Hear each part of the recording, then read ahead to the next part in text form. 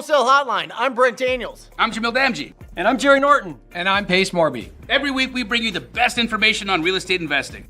Be sure to participate in the comments. And subscribe. Enjoy the show!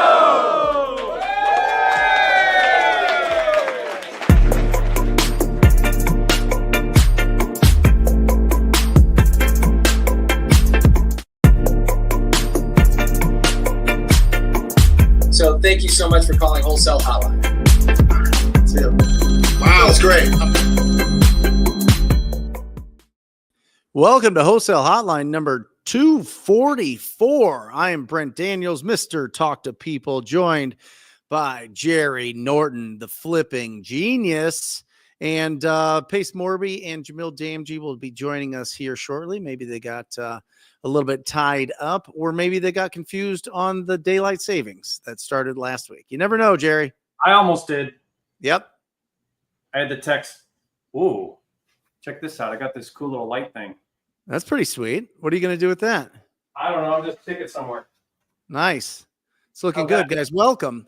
Welcome in the chat, guys. There's a couple of things that I want to ask from you. This is a live show, so make sure in the chat you put where you live, where you do business. If that is a different place than where you live, we'd love to know that so that you can squad up with people that are in this business as well. It is absolutely critical that you surround yourself with people that are active in their real estate journey.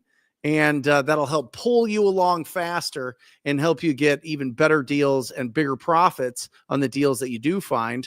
And also in there, make sure you put your questions. We're live for 90 minutes every Monday so that we can answer questions. But, you know, sometimes we get off on rants. Sometimes we're standing on soapboxes. Sometimes we have certain things that we want to get through and say. Sometimes there's changes to the industry with regulations or just overall, you know, kind of market stats and conversations. But put in the chat any questions that you have, and we're going to have Matt in the back here star those, and we'll get to answering those questions. But Jerry, Brent, hey, I'll tell you what, election's over. Oh my gosh, can we all get back to work? Can we get back to it? I'll tell you what, it feels good. Yeah. It feels good. Yeah, it feels good that it's behind us. It feels good that you know, at least our cash buyers here in Phoenix, we were just having a conversation, are coming back into the market, and they're really charging up for at least the flippers are really charging up for 2025. So we saw a lot of people reaching out to us. Yeah, a lot of confidence back in the market. Brent, can we talk about cold calling for a second? Let's do it.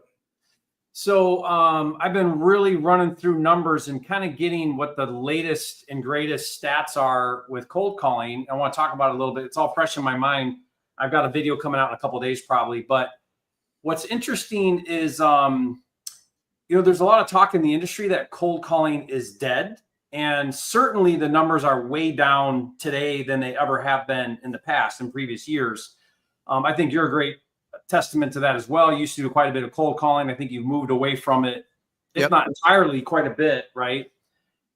But yet it still does work.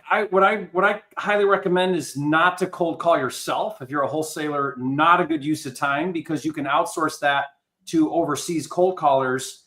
And so I got the stats all in my head. I kind of want to run through this, Brent, and then we could get some, I'd love your opinion and ideas, and maybe we could open up to some questions. But what we're finding is with a qualified caller, they're going to call like crazy, right? Work 9-10 hours a day, overseas labor. They're going to work harder than any American probably could ever work, because I don't know why they can work and we can't. But they can be on the phone all day. They're going to talk to about 500 people is about how many phone calls where they connect with somebody. Out of that 500, we're seeing about 2 to 3 what we would call warm leads, or you and I call opportunities. This is someone that basically says, yes, I want to sell. Yes, I would entertain a cash offer. Doesn't mean it's a deal by any means, but they're a qualified seller. You're going to get 2 to 3 of those a day. Those are the ones that you, the wholesaler, would talk to. It takes about 50, what we're finding is about 50 to 70 of those warm leads to convert to a contract. Yep. Now, if you're doing 2 to 3 a day with one caller, full-time caller, you're going to go through about 50 leads in a month, roughly. And of the 50, you should convert one contract to a $15,000 to $20,000 contract. Yep. Now, whether that closes or not or whatever is another story, but you're going to get to a contract about 1 out of 50. So basically, one full-time caller should be generating one contract per month. Now, your cost on that's going to vary depending on how much you're paying for your caller. But by the time you add in your caller, you add in maybe a dialer, add in some skip tracing for, we're going through about 10 to 12,000 records or leads on a list. Yep. We'll get to that 50 to get to a contract. Does that make sense? So, and we're spending it's running us about $1,600 with the skip tracing per caller per month. So that's not bad to be spending $1,500, $1,600 for one caller per month to get one contract. Okay. So, and that's in a major metro market. Those numbers would vary probably drastically. If you're rural or somewhere, you're probably going to cut those numbers in half, meaning you're going to get to a contract a lot faster, but you're probably also going to have a much smaller assignment. You're probably also going to have a stronger or a harder time on your dispo side, meaning you're probably going to have more contract fallout because you're rural and it's hard to find buyers. So those numbers are what we're basing on major metro markets. I love it. There's a couple factors. By the way, totally agree with all those numbers. There's a couple factors in the swing states up until last week where a lot of wholesale deals are. I'm talking the Atlantas. I'm talking the Virginias. I'm talking the Ohios. I'm talking the Arizonas, the Las Vegas, Michigan. All of these markets have been bombarded by cold calling bots, robots for the political parties, right? So I think some of the squeeze that people are feeling from cold calling and them thinking that it doesn't work is because it's just been too saturated by robots. It's been too saturated by all these, there's too much money thrown at it. So that's gone, right? With texting as well. So that's gone for the time being. I also think that with the invention of everybody getting free skip tracing, there has been the numbers have not been as quality. Mm-hmm. And I just did, I was with Batch, the owners of Batch today, Batch skip tracing and Batch leads, and they showed the stats on contact rates of phone numbers. It should be about 66%, and it's like 44% for a lot of the free services. So I think there's a lot of bad numbers out there that are being called. 2, it's oversaturated. And 3, I think that once you have a lot of manpower, Jerry, you need a lot of data. And when you need a lot of data, you're not focusing on the tippity top lists, the probates, the inherited, the driving for dollars, the code violations, the ones that are like the top ones that you start with, and then you filter down to all the tired landlords and owners with equity and these other bigger lists, right? The other thing I'll say is it's very hard, and I don't care who's talking about it and who's saying it, but if you look underneath the hood, you will discover this. It's very, very, very hard to scale past $1 million in your business doing just cold calling. And the reason is this: it's not because you can't get the talent to make the calls, you can't get the leads, you can't get the return on investment. It's your acquisition team burnout. It's your acquisition. So this is what happens, Jerry, right? And you know this, and everybody, there's probably a lot of people watching right now that have done this. Hire a big cold calling team. They send you in 3, 5, 10, 20 leads a day. You get a deal every 70 leads. Okay. And month 1 feels good, but now you've got all of those leads stacking on top of the other leads. And when you do a deal, Jerry, you don't replace. It's not like, oh, I need to replace 1 lead to get another deal. You have to replace 70 leads to get another deal. Yeah. Okay. So then you have this team that you go out and you get everybody in here and you go, anybody that is interested and has a good personality and really loves real estate can join our team for free, and we'll teach you everything, and you can go out and you can learn everything, and it's going to be amazing. We'll give you all the leads you can imagine. Right. And then you give people 150 leads. Nobody's answering. Nobody said that they really were ever called, or huge follow-up timelines. Like they all need followed up on. They're like, give me your offer. Let me know your price. They haven't been pre-qualified at all, because unfortunately, when you do hire the inexpensive labor, the critical thinking skills of understanding the culture in America are not there.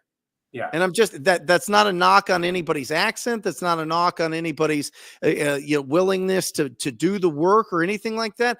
They just don't understand what our roofs are made out of, what our foundations are made out of, what construction is used for our houses, where the entertainment is, what is the best high school football team in Georgia, you know what I mean, or in Atlanta or in Michigan. What is it? Some of these things that you can bring to the table in your discovery when you're speaking to a property owner, and it opens them up and you get better deals. Okay. And so I think you have all of that combined. You can get to $1 million in this business with yourself, just making calls. I've done it. Just making calls, finding great deals, filtering them out, and closing enough to make good income in the price points. If you're in a price point where the median sale price is 400 and above, it's going to be a lot harder if you're in a lower one. But scaling past that and replacing yourself in the business is very difficult unless you have inbound leads. Yeah, the way I'm looking at it, Brent, in like my core markets is our cold calling efforts. We're probably never going to go past 3 callers like in a market, because you just explained a lot of things. If you're trying to scale, I think move into higher intent, higher quality, more expensive, but higher quality lead generating, because you should be at a place now where rather than, if you're at 3 callers, rather than add 3 more callers, now you got 6 callers, you got all these leads. Rather than that, I would rather graduate into PPC, PPL, maybe direct mail, some other things because now I've got budget for it. And to me, it's always about, most people, they got to start somewhere. Most of us start free. That's how I started, doing free methods. Then you're like, okay, well, what's my low cost methods? Okay, now that I've got that dialed in, how do I move into the more expensive, but it's got the higher intent, higher cash conversion cycle, bigger assignment fees. And that's going to get into your more expensive, but better quality marketing channels. And so like, that's where we all should be moving towards, because you're right. I think for the same amount of effort to close PPC leads, you're going to be going through a lot more brain damage doing straight cold calling type of marketing. Well, the cash cycle is 30 days with PPC. It's 120 days with cold calling and text longer. message marketing. We're seeing more like 4 to 6 months with cold calling. Yep. So you're also, make sure, guys, when you start to go into cold calling, remember, you got to create yourself a runway and a pipeline, because we're finding right now that we typically close, I don't know, on the 5th to like 12th follow-up with cold calling leads, because you're outbounding, you're reaching people on a list, you're getting a hold of people early, and the ones that win are typically the ones that follow up the best. Because everybody just wants to like, give me a new list and let me find somebody, hot and heavy, ready to go. When the reality is, no, most of the gold is found in that follow-up, but now it's 4, 5, 6 months down the road, when that seller's finally ready to move forward. Well, you better be really organized. You better have a long runway, and you better go into it with your eyes wide open as to what it's going to take to really start to convert those cold calling leads. So look at that. Look, and it's in here. 13 touches on average, right? Subto Shauna says 13 times that by 70 leads. All right. And per caller. Per call. No. This is for your acquisition team, Jerry. This is for you already have that. You have 70 leads that you have to call 13 times each to be able to convert that. But see, if you're trying to close 3 deals a month through cold calling, that's 50 to 70 per caller. So that's times 3. Right. So your acquisition is slammed with times 13 calls, but times 13 touches, times 100 days. So the issue, I was looking at this, Jerry, because I was like, you know what? These leads for PPC, they're so expensive, right? They're like $500 a lead, right? But it takes me 15 leads on average to close it. That's $7,500. Okay. So I look at $7,500 and I look, okay, what's the average that we make on these? 25,000. Okay. What's the average that it costs me for commissions? Well, I have my guys on salary, $80,000 salary, and they get 6% of the deal. And I look at that and I look at, okay, well, what does it cost me? The ROI, if you look at just pure cold calling, is fantastic. It should be like 6 to 10%. But if you look at what it costs you in turnover of your acquisition team and training and distraction and time, that's what you have to look at. And that's what doesn't get counted. That's why I switched to inbound. Now, listen, I couldn't have gotten to inbound when I started out. I couldn't afford $7,500 a deal. I didn't have anything. I had to go out and knock doors and make calls until I could transition. But there has to be that transition at some point where you're either getting referrals like Jamil, or you're getting inbound like we are with pay-per-click or TV or direct mail or bandit signs or whatever else you want to do. But you have to get some inbound at some point.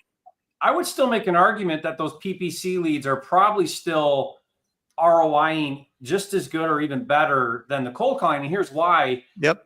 We're also finding that our average assignments on cold call leads it's hard to move past 15,000 average assignment fee. Yep.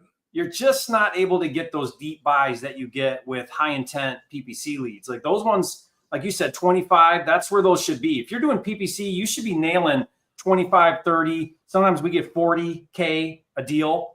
Yep. But I would say we're probably averaging more like the 25 to 30. We're just like you said, whereas it's really hard to get that with the cold call. We're closer down to the 15 with a longer cash conversion cycle. So, everything plays, there's pros and cons, right? You pay more, but you get better leads. You pay less, but you're going to generate more and bigger cycles. And right. And so what do? You just have to be aware of it. I think the number one thing is people need to really understand, how do I go from free to cheap to expensive?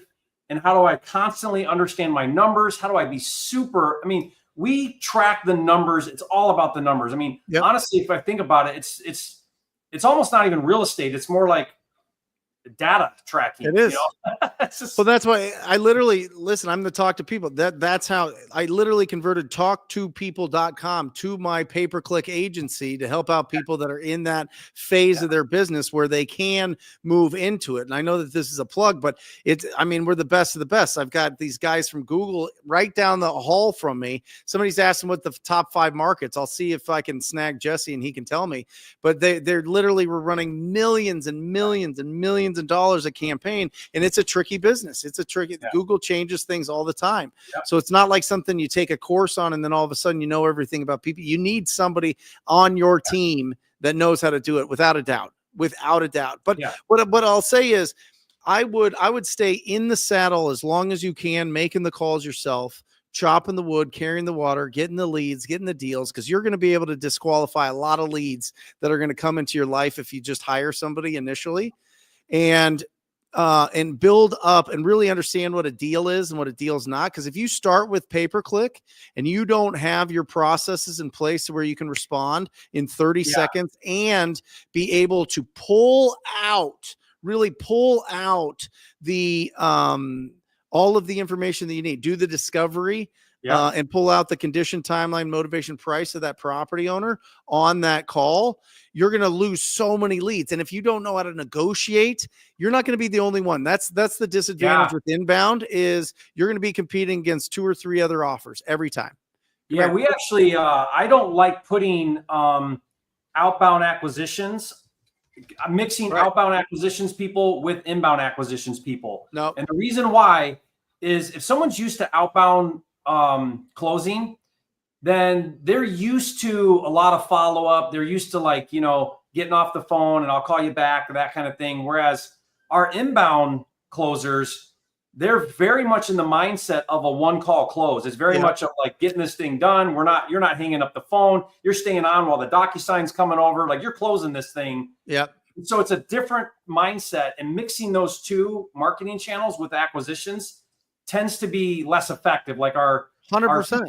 They're just not as well at it, because they're in their mind, they're thinking this is going to take time. Whereas the inbound guys are like, no, we're closing this right now. Yeah. Different mindset. Top 5 markets, you think, PPC wise? Indianapolis, New Jersey, Alabama, North Carolina, and Phoenix. Any of those cities? Any of those cities. Really? They're baller. Wow. The That's data awesome. is insane. Yeah. Yeah. Cool. Boom. In your face. You Wow, want I to would know like data? this. We'll give you data. Alabama does seem to be hot. Yeah. North Carolina's, North Carolina, doing what it does. Yeah. Yeah. But listen, I think you can run it. We have some guys that run it in smaller markets, and they can't even spend the whole budget, Jerry. They can't, their budget could be like 20,000 a month. They can't spend more than 4. You know what I mean? Because it depends on the intent. These are people that are literally searching how to sell my house without a realtor, how to sell my house for cash, sell it fast, all those things. So it's phenomenal. Good. Guys, put in your questions in the chat here. And Matt, if you could just star the ones and we can start knocking these things out. But guys, listen, when you're starting out and you don't have a huge budget and you don't have a lot of experience, you need to talk to a lot of people. That's just the rite of passage. And it is so important that you understand how to do the discovery process, how to open up the conversation and see what the current state that these sellers are in and what their desired state is. And if their desired state is they want to get as much for their property as possible and it's in good condition, they should list with a real estate agent. They should sell it and to be done with it. In fact, one of your top qualifying questions is, why haven't you listed this with a real estate agent? That will uncover a lot about what's going on. Yep. Simple question. Why haven't you listed with a real estate agent? Because if they are looking for the highest price, property's clean, there's no motivation, then they will. And the reason why they're not is something's going on. And that question usually spurs a conversation around that. Yeah. And I think, listen, start out, get uncomfortable. Growth is always uncomfortable. Change is always uncomfortable. But if you have a lot of conversations and make a lot of offers, it's like, if you want to get healthy, eat good stuff and exercise. There's nothing brilliant about that, right? For most, I mean, unless there's some DNA stuff going on and some things that you're dealing with and some sickness, I get it. But that, for the most part, that's the key. Yeah. Eat better, exercise. For real estate, have conversations and make offers. That's it. Those are the two things. If you want a healthy business in real estate, a healthy portfolio, have conversations and make offers. And this is something that we were just talking about here with the live audience, Jerry. I think that unless you are making disposable income of $200,000, you should not be buying rental properties every year. Thank you. I'm serious. I am serious. If your income, if your net bottom line is under $200,000 a year, and you're going out and buying rental properties, you're killing yourself. You're cutting yourself off at the knees. You truly are. I have much stricter guidelines, but yeah, you got to tell me what they are. I mean, honestly, I think you need to be doing 50 to 100,000 a month. And now that could be gross or net. I don't really care. But my big thing is, like, you need to be hitting a high income and you need to be living on half of your income, whatever it is. So if it's 250, you better be living on 125. If you're making 500, you better be living on 250. If you're not living on half your revenue, don't even take on a rental property, because the rental property is going to squeeze anything you've got available right out of you. You better believe it. So you better not be depending on that cash flow whatsoever. And you better be in a spot where you know how to generate revenue. Your business is making money. You just need to be in a really good spot. You know, it's now you have a tax liability. So there's some things there that make sense with depreciating assets. But most people are just, and Brent, you're with me on this. So it's a great conversation for you and I. Yep. Most people take on rentals way too prematurely. They're not in the right place. And that's why there's an entire class of motivated or tired landlords, right? Because all these people that take them on that shouldn't be taking them on. Half of our deals. It's half of our deals. The classic, hey, tenant, don't call me when something breaks and I won't raise your rents every year. That's the conversation. That's a conversation that all of these tired landlords have. And then we end up buying their properties in 12 years or 8 years or 5 years. You know what I mean? Because that $50 problem turned into $1,000, or $10,000 problem. Yeah. That little small pool leak that was nothing. The little tile that chipped off that was nothing is now, $15,000 repair. And it happens all the time. And listen, guys, owning real estate and building wealth through it is absolutely unbelievable. There's so much advantages, especially with, inflation and the dollar eroding and protection there, and long term, you can lock in a loan, even if it's at 7.5% right now, for 30 years. And the loan amount is for what the dollar is worth now. That's bananas. It doesn't adjust with inflation. It's awesome. It is so awesome. Owning real estate is awesome. It really is. Plus depreciation, plus the debt pay down, plus all of those things. But if you don't have the capital, you either have to raise capital to buy those properties, which, by the way, we just talked about it. When you raise money and somebody gives you money, you have a boss now. You have a new boss. That person is your boss. That person's going to bug you. That person's going to have ideas about what you should do with your life. That person's going to talk when you take money to buy real estate, you now have somebody involved that is now your boss. I'm sorry. I don't care if it's limited partnership or whatever else. They're coming for you. And you screw it up, here come the lawsuits. It's a fact. Brent, pull up Hugh's comment there about your PPC agency, and he's doubled his assignment fee pipeline from that. That's awesome. What is it? What is it, Brent, to check out your service? Talktopeople.com. Talktopeople.com. There it is. There he is. That's cool. Yep. By the way, Hugh, I'm excited to see you this week. Hugh's coming out to Puerto Rico. Hugh did 1.2 million last year. I know. It's phenomenal. And then he grew, and he was doing calling and texting and all that. And he transitioned over, and he's going crazy in Atlanta, into other parts of Georgia. He's awesome. Yeah. That's awesome. Yeah, it is.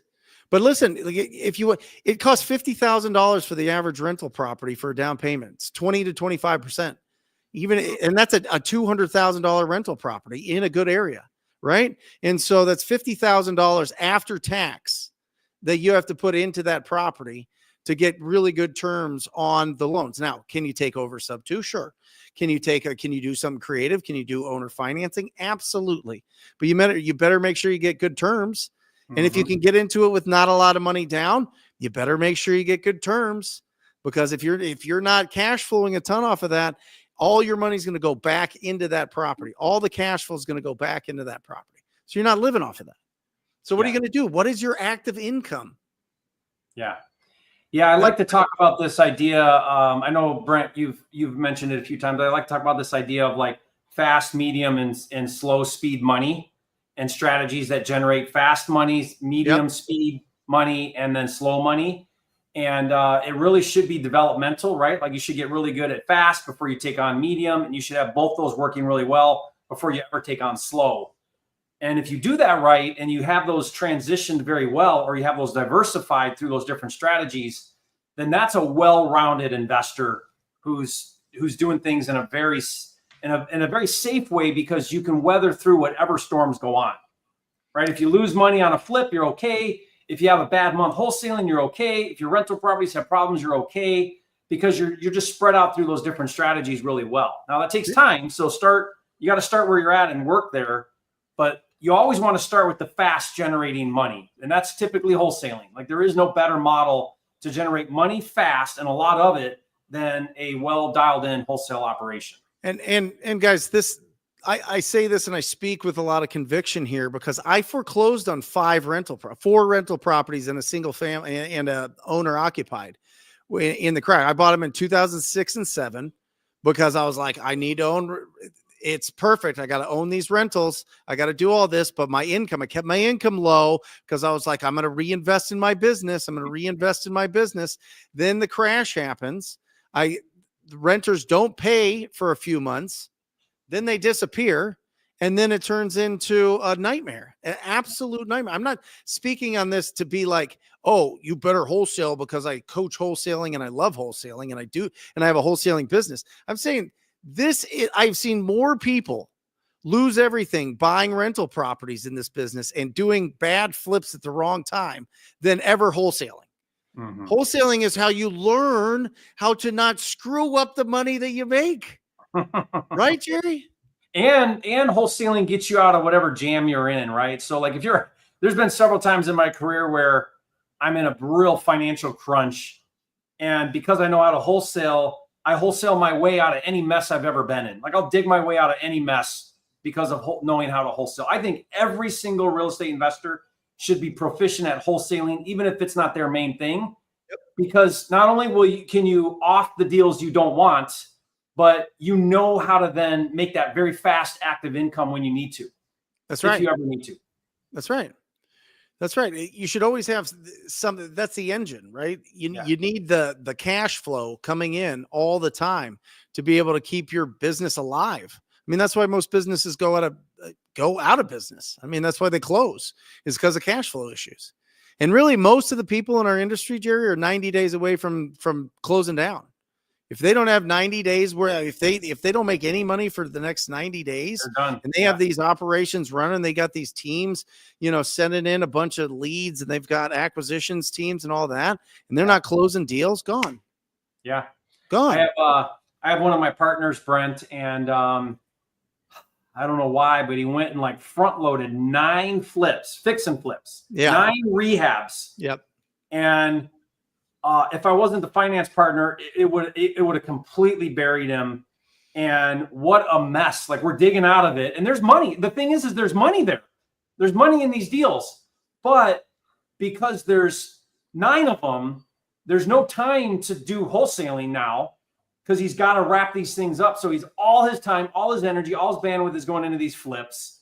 Yep. No money's coming in now for months, right? It's all taking money and about buried him. And it's going to take us a minute to dig out of that mess and get back on track. And it's going to take a major reset to get back on track because way too many flips all at once. And so I've seen it happen a lot and I'm experiencing it right now with a partner. I'm more of a behind the scenes partner in the business, but still, very much involved in what we're doing there. And that's exactly what you're describing there, where you have to be very careful about what you take on. Now let's talk about passive, because I think the true passive is lending, right? Gosh. Is putting together the notes, is being the lending partner on this. If you want to talk about real passive, I have made so much more money lending money than I have on rental properties. Yeah. That's my end game. My end game is to be the lender. Yeah. Not the operator. Right. Yep. Yeah, to be the bank on these things. Yeah. The issue you run into, though, Jerry, is depreciation, long-term wealth building, I don't care. Pay down. Interest income's a little lower than your active income, right? So it's whatever it is, 20% or whatever. So, I'll find some ways to offset that a little bit more, but I would rather earn passive income through lending than any other operating model where you're owning assets hand over fist. Oh, yeah. Yeah. Let's get to some questions here. Thank you guys for the first 33 minutes. This has been awesome, Jerry. I really like this conversation. Do you guys, is this is right in line with what we were talking about? Yeah. Yeah. Come on in. Come ask. Yeah. Come here. We got a question. Yeah. Hey, Jerry, how are you? Good. How are you? Good. My name is Yusuf. My question is, I'm doing direct to agent. Is there more than cold calling to direct to agent, or is it only cold calling? Well, no, I don't just do outreach. That's just one aspect. I also call on listed properties. So are you calling listed properties? You calling listed properties? No, I'm doing calling. No, he's just calling lists. Okay. I would definitely I would move that to your primary model, because here's what happens. When you call on listed properties, now they need to be distressed, but there's lots of that. There's way more of that than you think. This is where a seller has motivation, but they don't have the timeline crunch quite as bad. So they hire a real estate agent, they list it. They're still willing to take a discount. They still want to get rid of the property. They don't want to put money into it.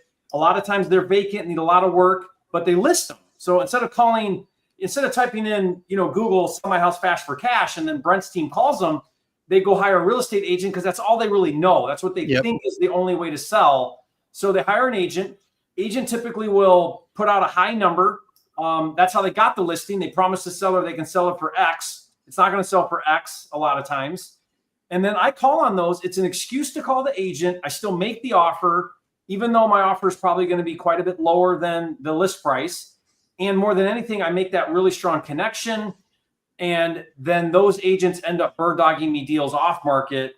But that method is way more effective than just straight out cold calling an agent out of the blue and just saying, hey, do you have anything I can look at? Or, hey, next time you talk to a seller, call me. That's not a very effective call. It's still good to do. Like, I still do that. But that's kind of step two. Step one is just first call all the listed properties you can in your market that are distressed. And there's new ones every day. I even call the old expired stuff. Those are probably if you know how to do creative finance, those are good sub-2 offers you can make. So yeah, don't just do cold outreach. Also call listed properties. Thank you so much, Gary. Yeah. Well, and the beauty of that, Jerry, is you want to get referrals from agents on deals before they hit the market. Close a deal with that agent. Oh, then they you work close you a deal with that agent, you got a best friend forever. Yeah. Right? Because they get so many buyers and just traditional buyers and investors cancel deals. Yeah. So as soon as a property goes under contract, and I'll tell you this because I was an agent for over, I don't know, 12 years or something. And as soon as it goes under contract, I'm already thinking about my commission. I'm like, oh yeah, that commission, I'm putting it on the whiteboard. It's on, I've got all the deals that are pending and all the people that I'm working with. And I'm looking at, okay, that's awesome. When that cancels, you're like, oh, here we go again, right? Because an agent, they got to constantly be finding new deals and then closing the deals that they currently have. And when you can't close a deal you currently have because the buyer's not serious or whatever happens in the inspection period, you have to start over again. And now you're like, oh my gosh, I'm like on a treadmill. I'm not going anywhere. So you get a deal closed with an agent, you have a really good, just a really good relationship with them. You communicated well, you responded, you did all those things. They're going to love you forever. Yeah. I had one time, Brent, where this was in Detroit and there was this agent that was huge, big agent. They got a ton of bank properties, all this stuff. And I just could not break in with them. They had their investors they worked with. So I ended up doing a deal where I lost like $5 or $7 grand. Like I wholesaled it for a loss just to close on a transaction, just to get my foot in the door. And that's all it took, because then that agent was like, okay, you performed, you're the guy. And then I became like the A-list cash buyer and ended up doing, dozens of deals with that agent. So it really does come down to performance. Perform with an agent and they're going to start calling you on their off-market leads.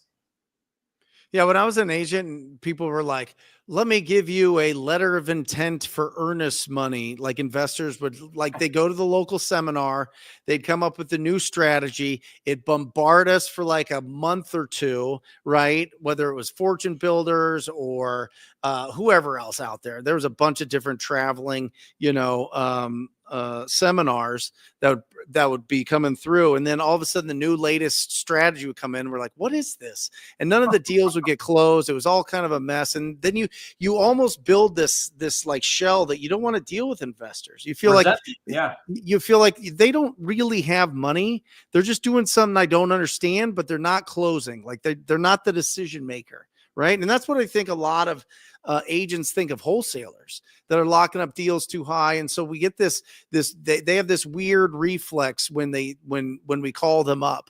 You know what I mean? But if we're calling on a specific property and you follow like what Jerry and Jamil, they have countless videos of how to sound confident and how to actually sound like you know what you're talking about. When you go with that, they don't feel like you're one of those traveling seminar type investors that are just kind of moonlighting. They're just kind of doing this part-time. They feel like, oh, wait, this could be somebody that I could do a lot of business with and make a lot of commissions from. When as soon as that sliver is in their brain that they can make a bunch of money with you, they'll send you deals forever. Hey, Brent, a couple of great questions here. Yeah. I'd love to tackle this one from Benga, also Michelle Rice. Those are two great ones. I got you. Gotcha. Yeah, I like this one. This is very common a common teaching method that's been around for years and years and years, which is the investors should stay unlicensed. And we're really in a completely different world from real estate agents. And I see this being taught quite a bit, even still today, which is odd to me because I just don't understand this one at all. I mean, explain to me, give me one good reason why a license would hurt you as an investor. I can think of a dozen reasons how it helps you. I can't think of one reason why it would cause any type of issue for you being an investor. I'm actually a big proponent of getting your license. It's going to become mandatory pretty much everywhere eventually. It already is in some markets to have a license. So I disagree with your mentor Benga on not getting a license. Now, I would say it's not your number one priority. Like if you're getting started and you got a lot of things you need to probably work on, but we make a lot of money in our real estate business in every market I'm in. And we have a licensed person, someone on the team that's licensed in every market that I focus on. And we generate a lot of revenue through that license. Yeah. And I think, Benga, I totally understand this, because there's one approach where you're like, okay, let me list your house. There's also another approach where I want to buy your house. So I think that those have to be, I agree with your mentor that those need to be, different approaches, because I would do that. I would go, Jerry, and I would do a listing appointment, and I'd say, hey, I could offer you cash at this price, or I could list your house at this price. And I would say I did like 2. They would always take the cash offer, by the way, because these properties were beat up. But I did 2 out of 10. And then the other 8 were confused. They're like, wait a second. Are you trying to buy my house? Or are you trying to list my house? And then they would go with the person that was just like, hey, I'm here to buy your house.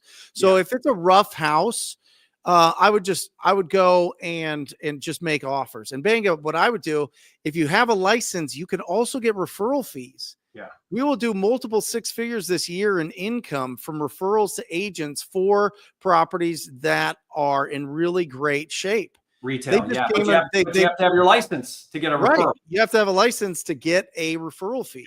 You do. So that right there is a huge advantage. Yeah. The whole thought that, if I have a license, my broker's going to tell me what to do and not what to, listen. You go to like a flat free brokerage, they won't even know you exist. Yeah. All they want is your $79 a month and $250 transaction fee, and that you turn in the right paperwork for your deals. But beyond that, they don't care. No. They don't care. It's a numbers thing. You're just a subscription to them. You might as well be buying a magazine. They don't care. Okay. Yeah. And to touch on what you said there, disclosure is very, very important once you have a real estate license. Like that's where all the trouble happens, is when you're not properly disclosing. So in my contracts, I'm very clear. I'm representing you, seller, in your best interest as an agent, or I'm representing myself in my best interest as an investor. But this is crystal clear. There is no confusion here as to what hat I'm wearing. And you can't wear both hats. You have to wear one or the other. And this is what Brent's talking about, where some people get confused because you're coming into the appointment and you're trying to wear 2 hats and they're just confused, right? So if you're gonna come at it and be like, hey, I could buy it cash, or hey, I could list it, I don't really feel like that's the right move. What I feel like is do your discovery, figure out what's the right move there, and then offer them the best solution for their situation. And if you have a license, that means you could list it if that's the best solution. Teresa says, so flipping and rentals isn't bad. The numbers and timing have to be spot on. What do you think, Jerry? Yeah, I mean, so I do a lot of flipping. I don't do a lot of rentals, but I feel like I have some, but I do feel like that's spot on. It's not that flipping's bad. It's not that rentals are bad. Where people screw up is the timing. It's just it's not the right time to take on that flip, or it's not the right time to take on that rental. All of this is developmental, meaning there is a time and a place where that does make sense. And you just want to make sure that you're at that right time before you take those on. That's all. That's all we're trying to say here is, are you in a place where it makes a lot of sense to do flipping or rentals?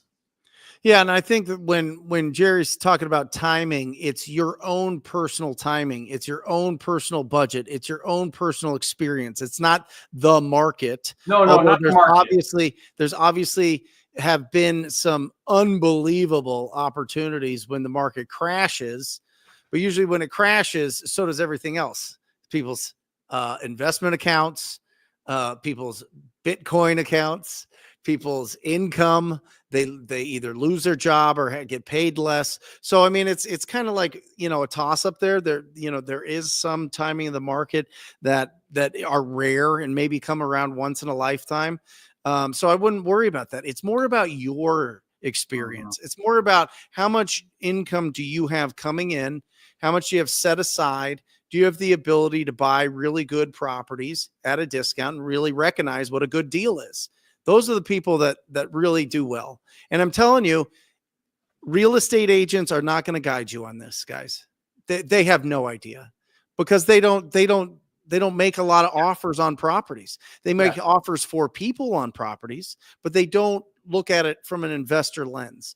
So really, if you're looking to buy the best deals, that's why we exist. That's why wholesalers exist, right? If you're looking to add to your portfolio and or get a flip, most of the time you want to go to a wholesaler in your market and find a great deal, not a real estate. And I'm very much a fundamentals guy, like follow sound business practices.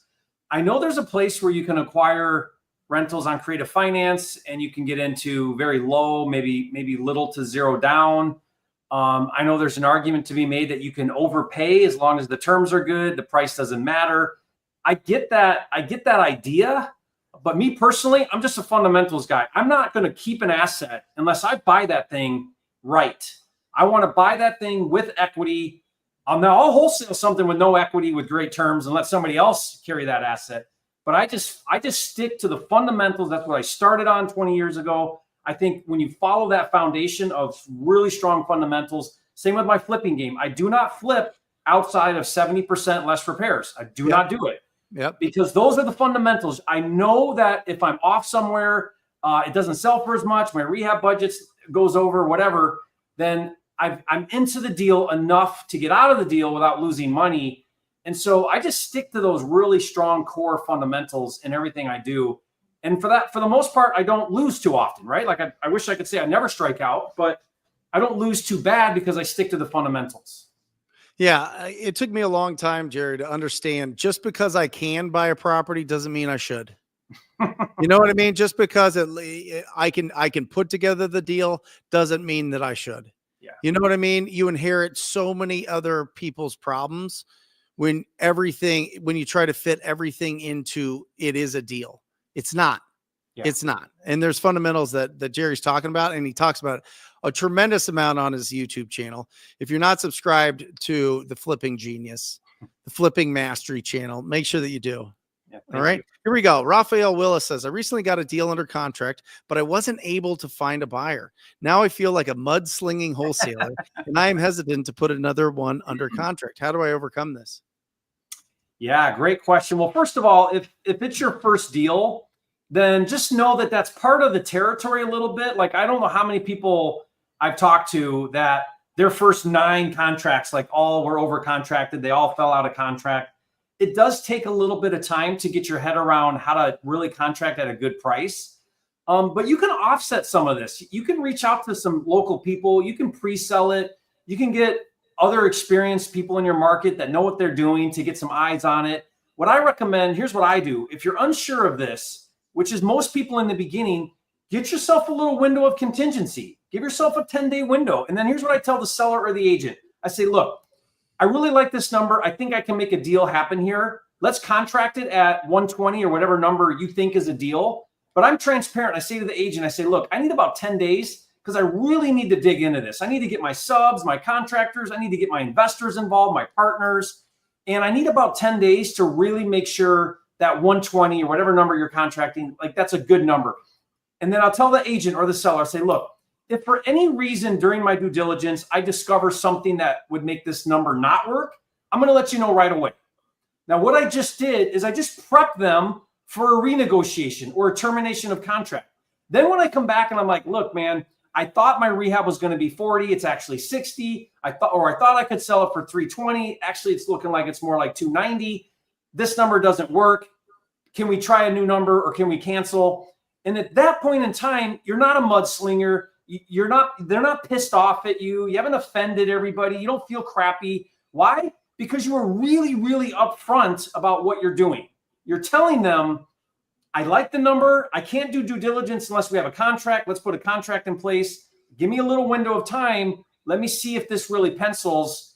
And then when I go back to them, they're like waiting for it. It's not even a big deal. It's actually easy. Yep. Yeah. It's, Jerry, we've coached a lot of people, whether they've been in our actual coaching or whether it be Instagram or YouTube or whatever else.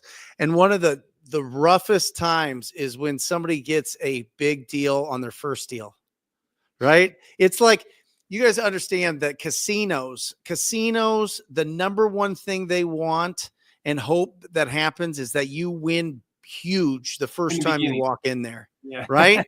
Because now you're just going to give it all back. You got the bug, right? It's going to get you. And sometimes, Raphael, when you get a really big deal, when you start out, you don't do one for a really long time, right? Because now you're kind of distracted with things. And now you're trying to not do the thing that got you the deal in the first place. And you're getting pulled all over the place. Your confidence is raised, but your skills aren't there yet. Right. And so good. Yeah. You made a mistake. So what did you learn from that? Yeah. What did you learn about, the way that you run your numbers? What did you learn about that street? What did you learn about that architecture? What did you learn about that rehab budget? What did you learn about your cash buyers? What did you learn about the title company that opened that up or closing attorney? Right. And so all of those things, you're going to learn way more from screwing it up than you will from making it happen. If you get feedback. So Raphael, when you couldn't find a buyer, one of two things happened. You didn't talk to enough buyers. That may have happened. But if you did, you should know exactly why you were off. And here's why. When you take that to the market and buyers are like, yeah, I can't pay that number. Yeah, I can't pay that number. You should be asking, okay, well, why not? And what number can you pay? Because let's say that you're trying to dispo it for 140. And cash buyers are like, no, I don't want it. No one wants it. Crickets. No one's interested. Well, you're overpriced. But why? So then when you talk to the buyers and you say, hey, tell me why 140 doesn't work. And they're like, I need to be at 120 because of blah, blah, blah, blah, blah. And then you say to them, okay, well, if I could get you this deal at 120, are you willing to commit right now with non-refundable earnest money? And if they say yes, now you know, and you hear that 5 times, now you know the real market number. Now you can go back to the seller or the agent and you can negotiate hard because you have a buyer ready to go. That's it. Committed. Yep. So now you can say, look, I'll put down non-refundable. Let's lock it up. Let's go to closing. But that number doesn't work. We need to be at this number. And so there's a way to still renegotiate ethically without being a douchebag.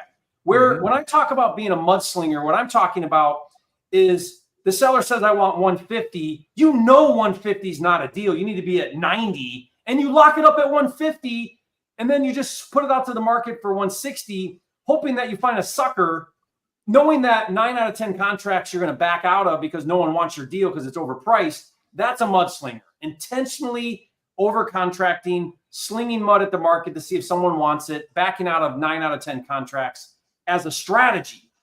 Okay, so if you're just off because you're off, you can work through that. What I try to do is you always want to try to contract at the best price possible. And then if you discover something, then renegotiate. That's okay. That's not being, an unethical wholesaler. Love it.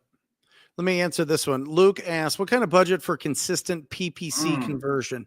If you're in a smaller market, like 1 million people or under, you need at least 5,000 a month. That should be your minimum in there. All right. If you're above 1 million, you need to be at 75 and above, 7,500 and above. You just do. All right. How much runway do you need? How many months? Yeah. And you need 90 days for it to season. Okay. Right. For your account to season. Google literally rewards you the longer that you're with them.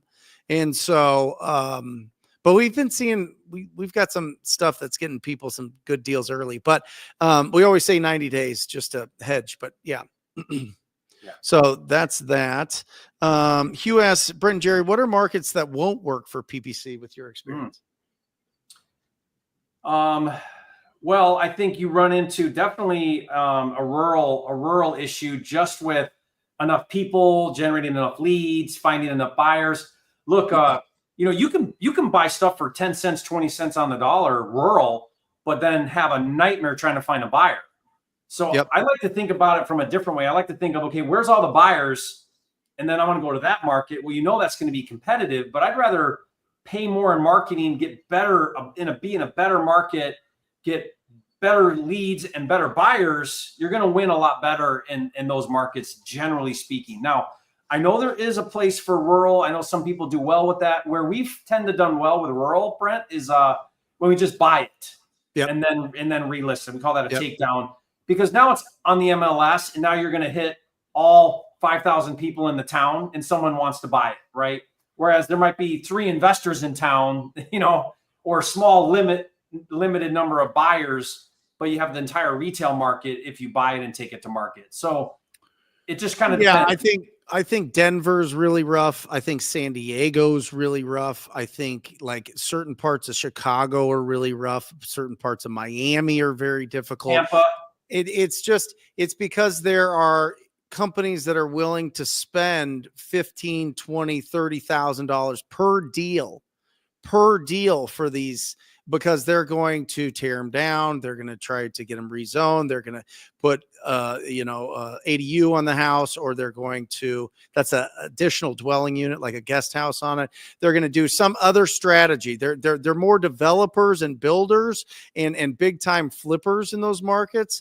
And they're willing to spend $30,000, $40,000, $50,000 to get these deals themselves. They've got an intake team. Instead of paying wholesalers $50,000 in San Diego, they're going to find them themselves, because they want to build brand. They want people to be with them from start to finish, and they will spend millions a month to get those deals. All right. That'll just gobble up all the there's only a certain pool of people that are searching each month in the right keywords to find these. So there are some markets like that for sure. But I would say Hugh or anybody else, consult with your PPC provider, like talk to Brent's team. They don't want you to spend your money and not get results. So they'll tell you what's going on in the market. We will audit the market. We audit the market every time, and we'll tell you if it's totally a waste of time, or if there's different areas surrounding that you should focus on, or how much you're going to spend, and then you decide.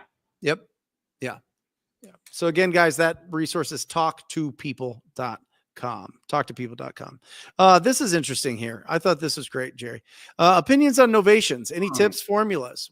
Are you doing any of these, or what? Yeah, we do some novations. I mean, novations are tricky because you've got to do such a good job keeping that seller in play while you're selling the house that if you mismanage that process, you're going to have a high fallout rate. I talk to a lot of people that try novations, and they average like a 50% contract fallout. Or higher, because what happens is the seller gets all squirrely on you. The only time where I see novations kind of win consistently is if your fees are very small, because a seller's not going to wig out if you're making 15, 20 grand, on your spread. But when you hit a banger and you have the seller at 250 and you listed and contracted at 350, they're gonna freak out on you. And I've had it happen every time I get a big novation. Yeah. It end up unwinds with the seller. We end up just buying it because they freak out. They're pissed. They're like, why it's listed right now for 350. We have our contract at 250. And you're like trying to manage. I mean, it's hard to win big on novations because you're taking it to market and they're going to see that. Yeah. Right. So, like I would rather, if honestly, in my opinion would be, why do a novation? Well, you're doing a novation for one primary reason. It's a retail type property and you don't want to just buy it, fund it, and then resell it. That's the only reason why you're doing a novation. I don't want to fund it, because if you could fund it, if you had available to you the funding to just buy it, think how much easier your life would be. You buy it, you close, it's yours. You list it, you sell it, it's yours. You don't have to manage anything. Why don't people just do that? Well, I don't want to get the capital. I'm trying to wholesale retail. So I'm going to contract with a seller. We're going to put it on the MLS. We're going to get a new buyer. We're going to power of attorney everything. We're going to keep the seller happy over here somehow. And then we're going to try to close. The lender's going to be asking us, who the hell are you? Why are you talking on behalf of the, it's just like all these moving parts. So there are people that do really, really well at it, but I find way more people botch it up and not do it well than do it well. Yeah. I think you find somebody that's really good at it. You partner with them and split the deal 50-50 and stay focused on assigning deals. That's what honestly. Yeah. I mean, unless you want, listen, you might go down that road. And I've had students do this, Jerry. They go down that road and they love it. They feel, they feel even better communicating with the property owner, because they go, listen, I'm going to tell you everything that's going to happen. I'm going to put it on the market for this price. I'll take care of anything that pops up at the inspection. I'm going to guarantee you this. If I sell it for a ridiculous amount, we'll work something out and split it. But this is exactly the game plan. All right. You don't have to do anything. It's white glove treatment. We'll take care of everything. But this is the expectation. I want you to understand what we're doing here. And if the seller's like, yeah, great, I don't care, then it works out. It's when it's like the sneaky, well, I don't, we're going to have to test the market and we're going to have to see, and I don't know how much we can get, and, appraisals and inspections and all this. No, find somebody that's an absolute gangster at doing novations, partner with them, have them in your back pocket. When you run across a deal that could get a conventional loan because it's not totally destroyed, have the conversation with the owner that you have a partner that has a different strategy, and don't tell them the strategy. Don't go into it. Just pass it along to the person, because they already know what to say to these property owners to communicate it, and then just do it that way. That's what we do. We have a deal with Rich Wonders. He's right there in Phoenix by you guys, and they are amazing at it. Amazing. And in fact, they would prefer, because we send a lot of our deals to them and just let them do it, is they would prefer that you don't even contract it, because they know you're going to screw it all up. Yep. Just give them the warm lead and let them close the whole thing, and they'll still fund you out on the deal. You don't even have to get it to a contract, because they know you're going to do it wrong. Yeah. Donna asks, is it possible to make deals without a proof of funds? Advice on how I can obtain a legitimate proof of funds. Well, so first of all, on market is really the only place where proof of funds becomes a real sticking point, because all agents are going to require proof of funds. Most private sellers, if you go direct to seller, they don't even know to ask for it. They don't ask for it. I'm trying to think if it's ever come up with direct to seller with me, where they're like, I want to see proof of funds. So when I see this question, I'm assuming that you're talking about on market. Now, that is going to be a major sticking point on market. You're going to have to provide a proof of funds. Get a local one. Yeah, we provide a letter through our Flipster software. If you're a pro or prime level, if you go to join Flipster, you got to sign up for the pro or prime level. But we give unlimited proof of funds, but it's just a letter. And we find that about, 90% of agents are fine with it and they run with it. Every now and then they have a problem with it, and then we have to deal with that. Like an overly anal agent that's like, what is this? And I want to talk to somebody, and is this liquid, and all that kind of stuff. But most agents, it's a checkbox. You send them that letter and they're like, okay, check, submit the offer to the seller, and away we go. Yeah. You are going to need to figure out how to deal with that if you're on market. Yeah, I think, listen, you can go and Google hard money lenders in your area. And a lot of them have it. You could just download it off of their website, or you give them a call, you have a conversation, and they'll send you one, right? They might send you one that you can edit yourself. I've seen that before, right? I think Jamil gives one out too. He gives one out, like a free one. Yep. And so they're everywhere. I would just say if you feel like you're talking to an agent and they're really grilling you, and they're really old school, and they're really kind of, standoffish. They're kind of throwing some signs, some red flags at you that they're kind of like, I don't know if you are real. I would highly suggest you get a local hard money proof of funds, because they're going to know the companies. They can call them. They can say yes, the whole thing. Otherwise, they're going to think that if you send them Jerry's and it's this like 82-year-old agent that sells 2 houses a year, right?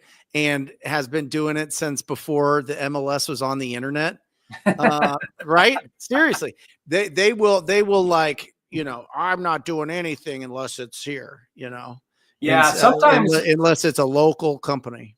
Now, sometimes what will happen is the agent wants a hard proof of funds in the form of a bank statement. And so you will run into that from time to time. And when that's the case, how do you handle that? Well, what I'll tell the agent is I'll say, look, I can certainly provide that, but I'm going to have to go to my investors that fund my deals. And they're not really going to want to generate that for me unless I have a contract, because I don't want to waste their time asking for something if we don't even have a deal. So I'll tell you what, let's put a contingency in the contract that says I need to provide you a full approval on funding, or I'll show you cash, like liquid funds, but give me like 5 days or 7 days or something after the contract for a contingency for me to provide that. Then I can go to my investors and get that. And so that's a workaround if they get really hung up on that proof of funds. Look at Alberto. He's dropping $10 to you, Jerry. He's like, I want to move to the top of the question list. There you go, Alberto. You did it. Done. $10. Jerry, can you explain the you process of opening escrow on an on-market property and how the deal is structured when using the buyer's capital for the earnest money deposit? Disclose this to the agent. Okay, yeah, great question, Alberto. So typically the agent is going to open escrow because that's part of their responsibility as the agent representing the AB transaction. Remember, there's an AB transaction between seller and you, and then there's going to be an assignment or a BC transaction with you and your buyer. The agent is only involved in the AB. So what you do after the contract is all on you. The agent's not part of that. They're not going to work on that. They're not going to, it's honestly not even any of their business what you do after there. So they're going to open escrow. Now, one thing is you want to make sure that you open escrow with a wholesaler friendly title company. So what I do is I put right in my contract, I have this written in my offer, seller agrees to close with buyer's title of choice. That means you decide who title is, you have control over that, and then make sure that you're using a wholesaler friendly title company. So that's the open escrow part. But if you're using the buyer's capital, then what you're going to do is you're going to say to that agent and the title company, you're going to say, hey, earnest money's coming. They're going to want that right away. And the agent, if they're on top of what they're doing, they're going to be like, where's the earnest money? Where's the earnest money? Because that's part of their job is to make sure earnest money gets into escrow. So what you're going to need to do is you're going to need to either tell them, I don't owe the earnest money until after inspection or until something, because they're going to be on your case within 24 to 48 hours for that earnest money. So if you're using the buyer's earnest money, you better prep that up front as to how that earnest money is going to come into escrow.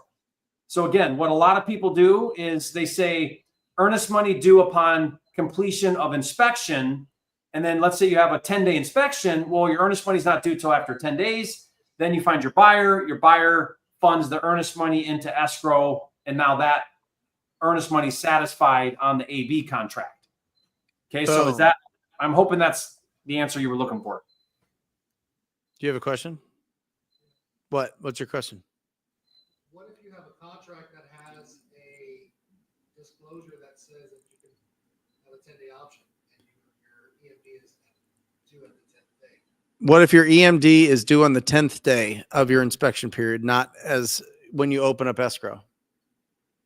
Well, then you have 10 days to figure out you got 10 days to get your earnest money. So if you're using your buyer to fund, that's going to be a tough sell for an agent, though. I'll tell you right now, that's a super tough sell because it's like, what are you talking about? Second of all, in Arizona, consideration makes a valid purchase agreement.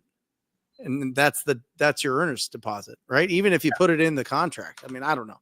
I'm obviously not an attorney, but that's what they tell us in real estate school. Yeah, I would say if you're asking to not put in earnest money till after inspection, I would say 8 out of 10 agents are going to say, no way, your earnest money is due right away. They're not going to like that. For sure. It's going to red flag that you don't have the earnest money. It's going to throw a red flag that you're probably not, there's a high chance you don't perform. You know, it's just going to be a hard sell. Now you can get it done, but just be ready for a lot of pushback if you're saying that you don't want to pay the earnest money right away. Yeah. Lucas, great question. If I want to start TTPing, how many people should I talk to every day? Talking to people. That's it. Listen, Lucas, if you've never talked to anybody about real estate before, start with 5.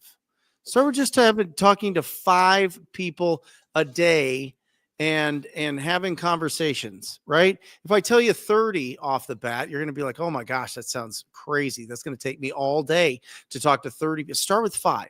Start with 1. Have 1 conversation and then start building it up to 5 and then 10 and then 15 and then 20 and then as many as you want. Well, I've got people in the Rhino Tribe that talk to 100 people every single day of the month, 30 days in the month of November. They're talking to 100 people a day. And of course, they're doing deal after deal after deal after deal, because it's just a numbers game. It truly is.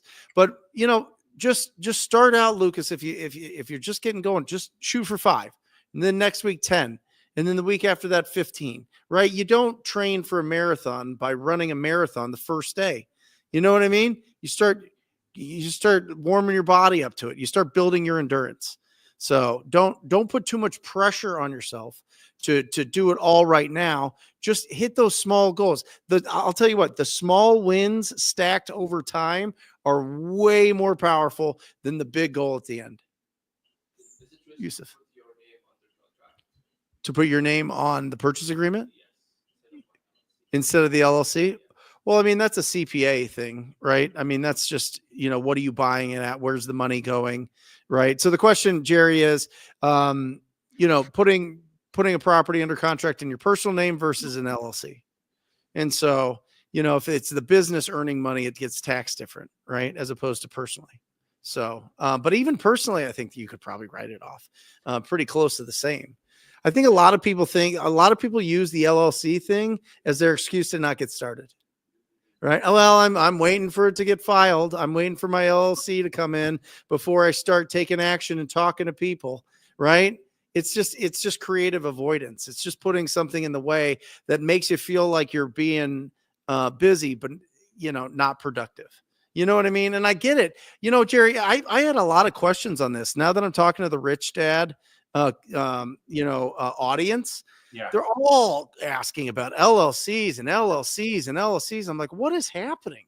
What is going on here?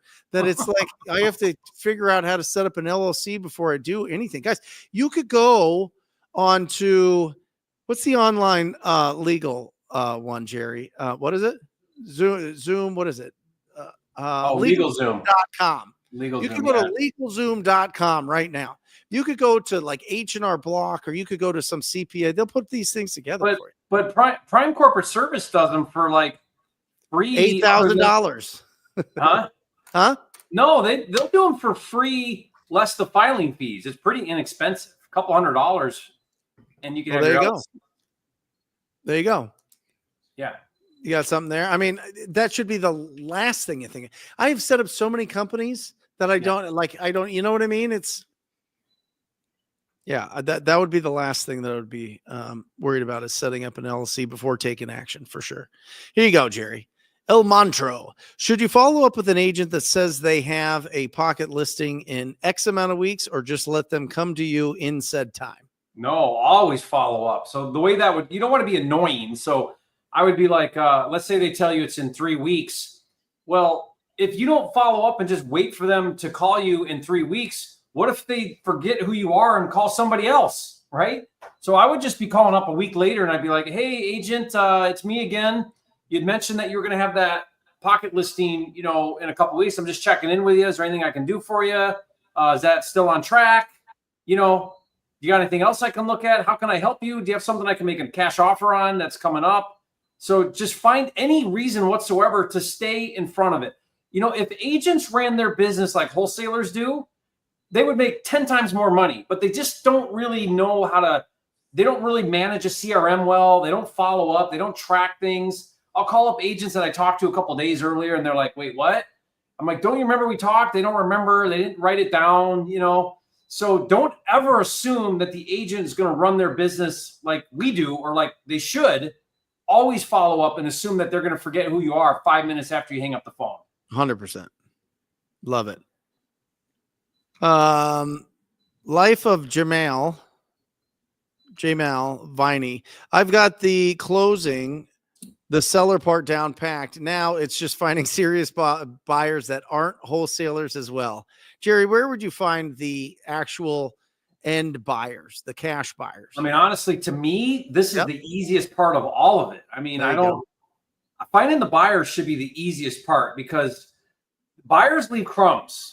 They leave breadcrumbs. And so what I find is your best buyer, your ideal buyer, is going to be someone active and local to the market or neighborhood where your deal is. So that's where I go first. You could drop me in any market and give me a good deal, and I'll find a buyer. I'll talk to 15 people and find a buyer, because I'm going to find out, okay, who's flipping in this neighborhood? I'm going to go to them and say, hey, I see you flipped a house, one street over. Are you looking for another deal? I got one for you. And so like they're going to be the ones that want to buy your deal the most because flippers like to flip in areas where they've previously flipped. Same with landlords. They like to own more property in the same neighborhood where they already own property. So that's where you go first if you don't have a list already, is just who's actively doing deals. You can find that data right on Zillow, Redfin. We have a really cool feature in PropWire where you can check flip properties, zoom into your area, and then just start calling those. What I do is call the agent that listed and sold the home for the flipper. Yep. Then you don't have to skip trace and track them down. You just call the agent. You say, hey, you listed that property. It was a flip. Looks like it sold. Is your investor looking for another deal? Now that agent is doing a value add. They go to their investor. They're bringing them another deal. They're going to get another listing on the back end. And I find doing that method, usually 12 to 15 flippers in the neighborhood, and someone's going to want my deal. Yep. I mean, you could go on Zillow into the search the keywords, Jerry, and just put updated in 2024 zip code. Boom. Now you've got every flip property that's on the market there. And if they're doing a flip in that area that they think that it's an area that is good for investment. So then you just call them up. You can literally boom right there on Zillow. If that, or you go in there, you search your area, go to sold properties, go to price, hit the price filter, highest to lowest. Those highest ones are probably flips. Check it, click on it. Is it renovated? Is it vacant? Is it staged? That's a flipper. Call that agent, tell them you got a deal. That agent's going to send their buyer to look at it. Done. Like it's literally how I wholesale in markets. I don't have one buyer and I've never talked to a buyer, and I can wholesale in a couple hours on the phone, find a buyer. Guys, PropWire is free. Jerry puts it out for free. It's free. Yeah. Great point. If it's a couple, one of them has a license. A lot of flippers just get a license just to flip. Most of them. Yeah. You'll save the cost. As soon as a flipper starts doing a dozen flips a year, they typically go get licensed and they start listing their own flips. And so I instantly know because I'll look at like a lot of times the brokerage will be some weird name, like it'll mom and pop brokerage. And that's the flippers who just set up their own brokerage to do their own deals. John asked a great question here. How do I get an agent to keep a property off market? They say to me that they have something coming up and they aren't willing to share the address yet. I've missed many opportunities this way. Yeah, this is a great question. So this is a trust thing. Yep. And what they're doing here is, in their mind, it's still better to list this property than it is to sell it to you. So you haven't shown them that you buying it, they're going to make 3 times more money. And that's what I tell them. I say, listen, if we get a deal done, you'll make 3 times as much. And here's why. If you bring it to me off market, I can pay up to 10% in a commission. Seller pays nothing. I'll pay 10% to you in commission. That's what I'm offering agents right now, 10%. Now, I'm going to have to build that into the number. So if my all-in number is 100, we got to offer the seller 90 so I can pay you 10. But you will make over 3 times as much money if we get this deal done off market and I buy it for cash than you ever will listing it. And all you have to do is line me up with the seller. I'll do the rest. You don't even have to do anything. So you're just not, this is happening because they don't understand why they should bring this deal to you. They're in their mind, they're still thinking they should list it. So they don't want to tell you about it. They're worried you're going to go contact the seller. They're thinking once the seller's ready, I'll just list it for them. They're not ready yet because they're getting it ready. And you got to help them see that it's way better for you to buy that thing than to list it. Yeah.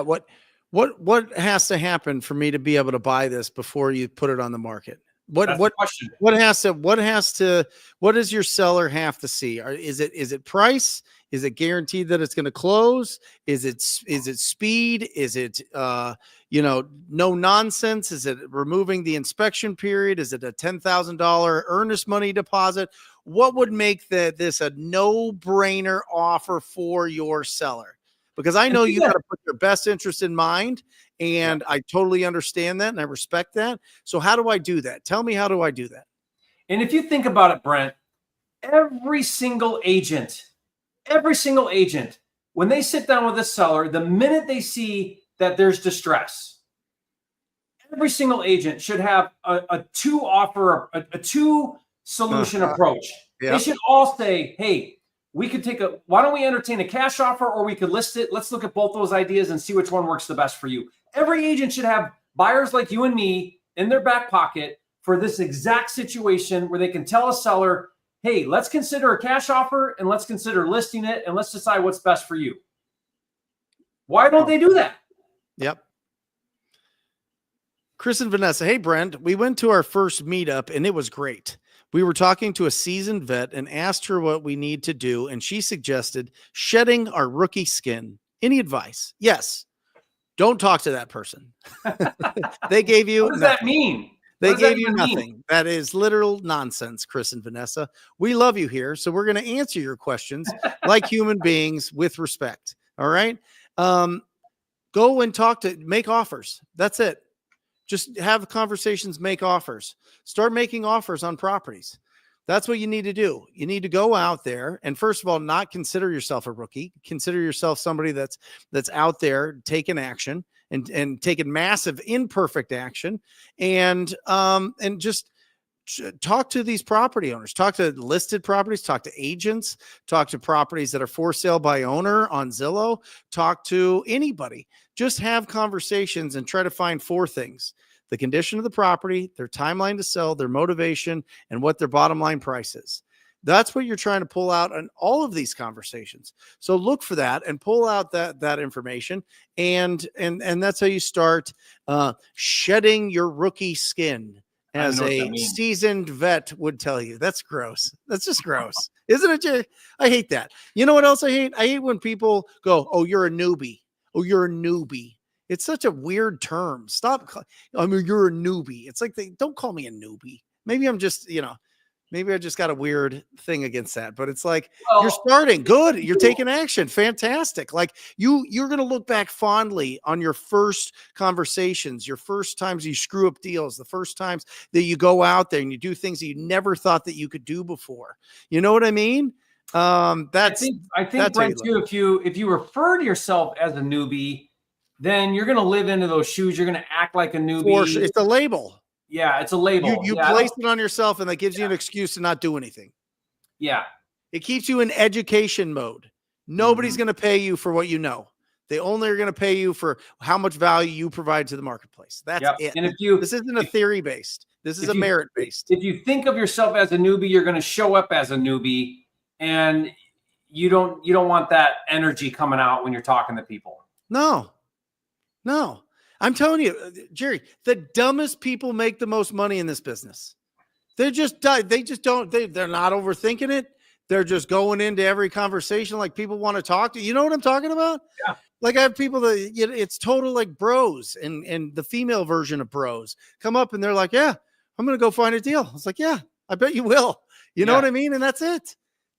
You have that kind of energy as opposed to the label of, oh, I'm just a newbie. I'm just a rookie looking to shed my skin. Like, I did this, Brent. I did this live call one time with a group of students, and it was an agent call.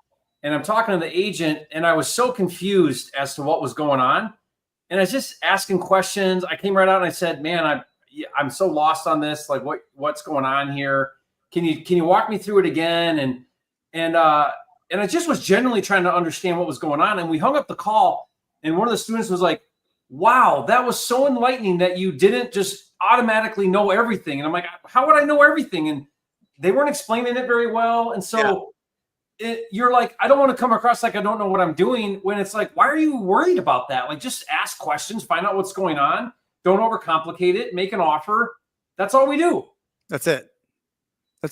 Yeah, Tom Kroll taught me that, because Tom Kroll literally, I mean, he started Wholesaling Inc. He did 100 deals his first year. Nobody knows less about real estate than Tom Kroll. Nobody. And I love him to death. I absolutely love him to death. He's one of my best friends, mentor for forever, knows nothing about it. At least back then, certainly back then, maybe not even now. He doesn't care. He's just like, okay, I got to find people that want to sell their house fast, make an offer on it and see if these guys want to buy it. That's it. Boom. You know what I mean? And just simplified it. He thought of it as a pawn shop. You know what I mean? You go into a pawn shop, you have a guitar, you're not getting a full value, appraised value of your guitar. Right? When you go into the pawn shop, you're getting whatever they offer you. Yeah. You know what I mean? It's awesome. That's it's great. awesome when you just don't be in your head. Don't think that you have to have all the education before speaking to somebody. Just go out and screw it all up. Screw it all up. Say the wrong things. Sometimes you're going to speak and you're not even speaking English. And you're like, what am I doing? You're just blah, blah, blah. You ask, no, I don't know what's happening. You know what I mean? And then you get better at it and better at it and better at it. And then you get into the zone. And then you just, you start understanding that we're just human beings. Everybody's out. Everybody wants to be respected. Everybody has make me feel important written on their forehead. And as long as you do that and you have a bunch of empathy and you have a bunch of gratitude and you express that every day, people are going to do business with you. And it doesn't matter how experienced you are. Nobody's going to care. So there you go. I like this. What do you think about this? Yeah, I mean, we get a lot of our deals daisy chained without our permission, where just these wholesalers grab on the stuff and they send it out. But I mean, we've done deals this way too. We have some guys call up and they'll be like, "Hey, we daisy chained your deal without your permission. We have a buyer." And I'm like, "All right, well, let's see your buyer." So I'm not sure what your question is though. Like a daisy chain would just mean you're stringing multiple wholesalers onto one deal and there's an end buyer somewhere down the line. I mean, I've done 4 and 5 people in a transaction to the end buyer, and it's nuts because everybody's got a markup on it and someone has the big fish at the end of the tunnel. But I mean, it's something that certainly goes around in our industry. It does happen. What it does do often is it creates a lot of mistrust. Yep. Because if a buyer sees that deal multiple places from multiple people, I instantly lose credibility on what's going on. Like, I'm like, all right, who's got the contract on this property? I want to talk to that person. Who are all these people? Why am I seeing this deal on 5 different websites? You know, so I hate that as a buyer, and a lot of buyers get turned off when they see that. Yep. So I don't know. It does tend to become a problem in our industry. Yeah, I think, I have a problem with it. The question is for everybody listening to this on the podcast, thoughts on daisy chain deals. There are people that are very established that will commit to your deals. They'll put earnest money down and they will not put it out to their list until 2 days before it's supposed to close. And it turns into an absolute nightmare. Okay. There are people that do that. Okay. That I don't like that. There are people that don't communicate when they get a deal. They don't communicate at all. They don't explain anything. They'll only text message you. They won't respond to you. They won't pick up their phone. And that turns into a nightmare. There are times when people say, "Oh, send me the assignment. I'll send in the deposit." And they don't. They buy a couple hours to try to get a deposit from some other buyer. They can't do it. And then they ghost you and they go, "Oh, I'm sorry. You know what? The numbers don't make sense on this." And then they make you feel bad that your deal is not a real deal, when in fact it is a deal. They just don't have enough buyers or the right buyers to be able to actually buy that deal. So there is some silliness involved in daisy chain deals. Now, if I know it's their business and I know that they have buyers and I know that they can close, it's just like an agent working with an investor. If I know that they can close, I don't care if they daisy chain it, whatever, make your money. But I will say that when you are a master at disposition and or hire a master at disposition, and that disposition manager sells it to somebody else and then sees somebody else add 10, 15, 20, 30,000, they should be so angry at themselves or yourself that you didn't get the most out of that deal and that you were being lazy. That's our number one indicator, is how much other people are selling our deals for. And so we build healthy tension with our cash buyers. We constantly are adding new cash buyers every single day. We've been doing it for years. We still add new cash buyers, and we never sit back and just be lazy on an old list. Never. And because of that, I don't think we've had anybody make more than 10,000 selling our deals in probably 2.5 years because Jeremy's getting. And that's why, Brent, we started doing takedown deals because we were finding that we would wholesale a deal for 15, 20 grand, whatever. And then we'd watch our buyer turn around and just list it without doing anything and then make 80 grand. Yep. And we were like, what are we doing? Why didn't we just do that? Yep. It's the absolute fact. We'll end on this one, Jerry, because I think this is awesome. And Nick just snuck in under the wire. Guys, thank you so much. This show has been so much fun because of all the questions. Being able to just answer questions as opposed to just sitting up here and pontificating or thinking about, great thoughts that Jerry and I have. We do have great thoughts, and we're willing to do that. But we'll do that some other time. It's a lot more fun when we can participate. But this is a great question here. Where'd it go? Nick asks a question. This is great. I heard buy and hold investors pay more for wholesale deals than flippers. Should wholesalers put more resources to the buy boxes of landlord buyers versus flippers? And what are the pros and cons? Yeah, great question. So I'll go first, Gavin, go at this. So this question here definitely depends on the price point of your market. Yep. So the higher up in price you go, the more your buyers are going to be flippers and the less they're going to be buy and hold investors. Whereas in the lower price point markets, it's going to flip flop. You're going to have a lot more buy and hold investors than you are flippers because there's just not a lot of margin to flip low income properties. Whereas those properties tend to cash flow and they tend to be high rental markets. So really you have to ask yourself, what kind of market am I in? Am I in a market where my ideal buyer is a flipper, or am I in a market where the ideal buyer is a buy and hold investor? Some markets, it can go either way. There's a transition point too. So you need to be able to kind of wear both hats. It is true that if you're comparing straight up flipper to buy and hold, a buy and hold can pay a whole lot more money because they're not going to be doing a full rental. They're going to be doing lipstick on a pig, throw a renter in there and call it a day. So they're looking at cash flow, not profit on a flip. So that's certainly true in a market where there's a lot of buy and hold investing going on. Yep. So you just got to understand though, like if you're flipping a property that you're buying it for 500, it needs 100 in work and you're selling it for 800, probably not a buy and hold investor that you're going to take that deal to. You're going to be taking that to a flipper. Whereas if you're buying a house for 80 and it needs 20 and it'll resell for 150, you'll probably get way more taking that to a buy and hold guy who's going to put $3 grand in it and put a tenant in it. Yep. And he'll pay a lot more. Love it. Yeah. Listen, the biggest deals we have are the ugliest houses. They're just, people just give them away. They just don't want to deal with it. The budget's way too big. And so typically a investor that's going to keep a property, unless they're doing a BRRRR strategy and they're very experienced with it, they want properties that aren't completely destroyed. They want a budget of like 20, 25. Think of like Open Door or OfferPad.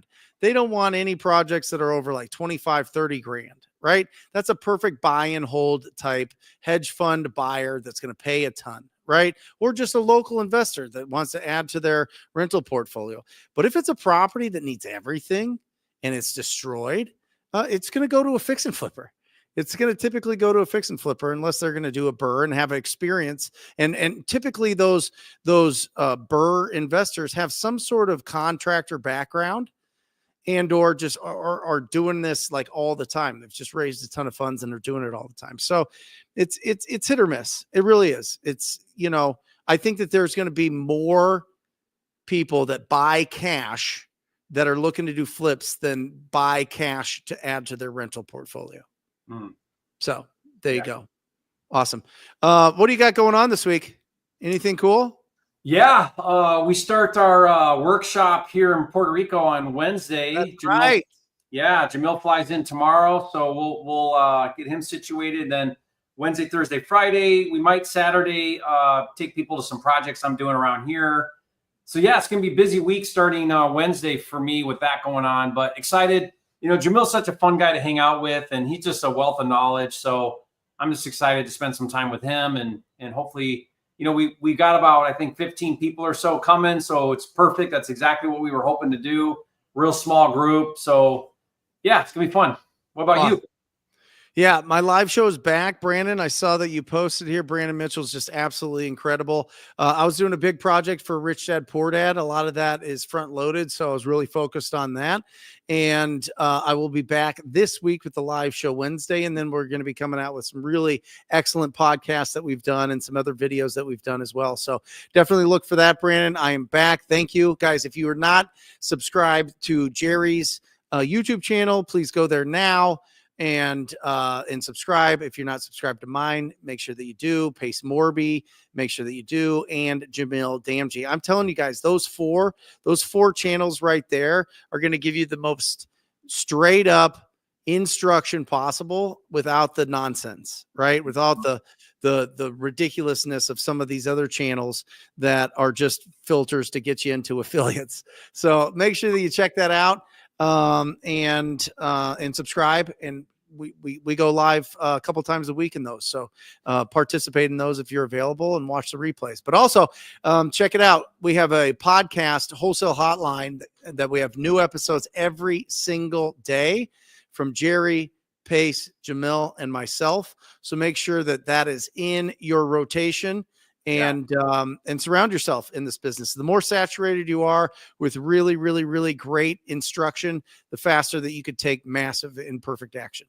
So that's it. All awesome, right. Jerry. Good to see you, Brent. bud. See you guys. See you guys next week. Love you guys. Or just say squat up. So squat up and enjoy the show. Yeah. Yeah. Okay. 1, 2, 3. So squat up and enjoy the show. What are you doing? I didn't say that thing. Why? I don't know. Okay. So squat up and enjoy the show. Cool. I think we should use the one where Jamil doesn't say anything.